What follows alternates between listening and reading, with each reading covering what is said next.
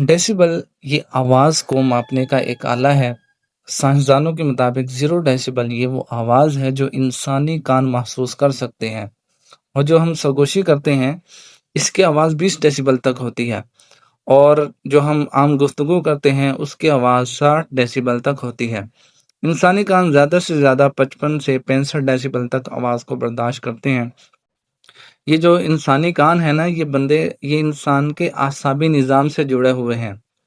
تو اگر آواز 65 ڈیسیبل سے 90 ڈیسیبل تک چلی جائے تو یہ انسانی جسم پر پھر منفی اثرات ڈالتے ہیں، جن میں دل کی بیماریاں ہیں، نیند میں بے قاعدگی جس کی وجہ سے پھر سستی، تھکاوٹ اور چڑچڑا پن جیسی بیماریاں پیدا ہوتی ہیں۔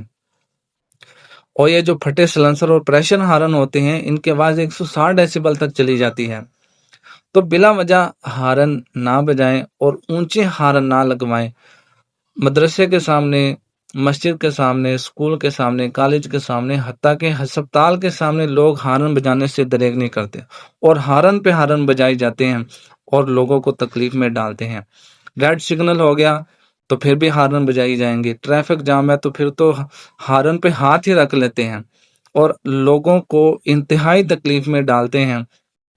اور پریشر ہارن والا جب بالکل بائک کے اوپر آ جاتا ہے تو پھر جا کے ہارن بجاتا ہے، جس سے آگے والا بندہ ایک دم سہم جاتا ہے اور ہو سکتا ہے کہ کسی حادثے کا شکار ہو جائے یا پھر انسانی جان کا ضیاع ہو جائے۔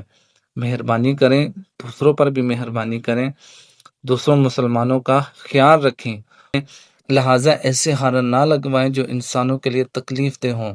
نبی کریم صلی اللہ تعالی علیہ وآلہ وسلم نے ارشاد فرمایا، من آذا مسلما فقد آذانی فقد آذانی فقد آذى اللہ، کہ جس نے کسی مسلمان کو تکلیف دی اس نے مجھے تکلیف دی، اور جس نے مجھے تکلیف دی اس نے اللہ تعالیٰ کو ایذا دی۔